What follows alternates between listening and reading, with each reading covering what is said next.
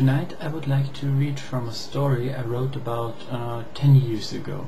It's called The Cat, and I incorporated it into a larger story which eventually became a novel and later the first part of a series of novels called Alexis. And here is chapter 1 of The Cat.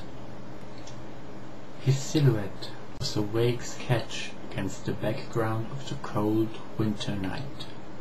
The otherworldly light of the sodium lamp turned the ordinary street into something from a different plane, and the night became a scene of horror. Everything was clear as crystal. But he didn't care. In a gesture of disgust, he spitted out a white cloud of smoke. He followed the ghostly figment until it vanished into thin air and let his breath form another one. Had he been here before? Strange, he mumbled to himself. I know all this. Sometimes he had the feeling that his whole life was repeating itself over and over, moment for moment, frame by frame. He shivered, the cold air finally getting to him, and he pulled his black coat closer around his frail body. Moving on, he left the lamp and the strange light behind him. Although he didn't favor the night, he'd rather have walked through the darkness for an eternity than being in the bright light of the day. Bitterness came crawling up his throat, and he had to admit that there were no alternatives. Once, a lifetime ago, he had severed the pleasures of the day.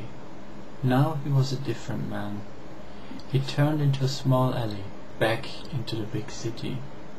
The blackened walls of a backyard were echoing his footsteps on the cobblestone, and he was reminded of an old horror movie. Maybe there actually was a killer behind him, hiding his sounds underneath the echoes of the footsteps of his victim to come. Suddenly he could feel 1,000 eyes upon him. Of course, that was ridiculous. Who would follow a 30-year-old wreck of a man through the streets of this wreck of a city? Somehow, the thought made him smile, the first in a long time. He stopped anyway, waiting for the echoes of his own footsteps to die. There was nothing, just silence. Relieved, he let the cold air flow freely through his lungs. He was about to move on when he saw the shadow. Just a brief motion, but enough to alert him. Something was there. He could feel it. Fear sparkled in his blue eyes, and he whirled around, ready to face whatever was waiting for him in the darkness. Only a cat, a snow-white cat, sitting in the middle of the street as if it belonged to her.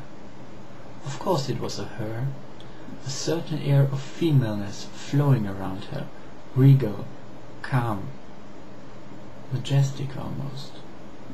Her eyes shining like diamonds in the moonlight, clearly staring at him. With an embarrassed, lopsided grin, he moved his right hand through the mangy mess that was his hair these days. Frightened by a vagabonding cat? He was a serious nutcase. He turned around. Something was amiss. He could feel it. When he turned back again, the cat was there, staring at him, like a china cat. Like she wanted to say, "Come, friend, take me with you. I belong to you." Something was amiss. He knew it. And it wasn't just the fact that he hadn't eaten anything for the last 24 hours. There were rumors about rabies-afflicted cats, dogs and squirrels in the area. Was there a shimmer of bloodlust in the eyes of the cat? He wasn't sure, but why taking any chances? Slowly, as if walking on raw eggs, he backed away, all the time fixing the cat. He had a plan. Not a very thorough one, but a plan still. At a safe distance, he turned around and ran like hell, Blocks were moving past him in a foggy haze, empty cars and streetlights all blurring together into one abstract picture, and the air was rushing in and out of his lungs, burning like fire while he cursed that first cigarette in the schoolyard so many years ago. Finally, he couldn't keep it up anymore. His legs were heavy as lead. The cat was gone, and all he saw was the all too familiar scenery of his hometown. Homeless people around a burning waste bin, graffiti, empty houses, all as usual. With the sleeve of his jacket he wiped the sweat from his forehead and moved on. There was no cat in sight. Rats, yes. Cats, no. From there it was just a short walk back to his apartment. The shaking in his hands was a sign that his sugar level was dropping fast. He needed something to eat. Bob was there, inside the building. He wondered who always let the dog in. A strange mixture of all known races. Bob barked at him once, like he always did, some kind of greeting ritual. And there it was, his apartment, spelling his name in golden letters. Anthony Wasner. Of course, the gold was slowly losing its color. A somewhat fitting metaphor for a man who was not so slowly losing his life. Memories were forcing themselves to the top of his mind. Memories of a brighter past, of his first novel, Dark Hearts and Fire Moths. He fought them back. Now was not the time. He sifted through his mails, a couple of brochures, advertisements, crap, all of it. He wanted nothing, couldn't afford to want anything beyond the most basic. The steady flow of money from his first novel had long since dried up, and a new one wasn't anywhere to be seen. With his right hand he held on to the mail, while his left was roaming through his pockets for the keys. There was a moment of shock when he couldn't find them. In a fever he went through the day again, the places he had been, the people he had seen. That's when his prodding finger found the hole in his pocket and the key, which had slipped through the hole inside his jacket. In an amazing display of dexterity for a man in his condition, he fished the key out of the hole and opened the door of his apartment. The nauseating smell of old socks, ripe pizza, and mold he had long grown accustomed to came rolling through the door. With a kick of his heel he closed the door behind him and searched for the switch on the wall to turn the light on. He wasn't too surprised when a naked light bulb hanging from the ceiling didn't react.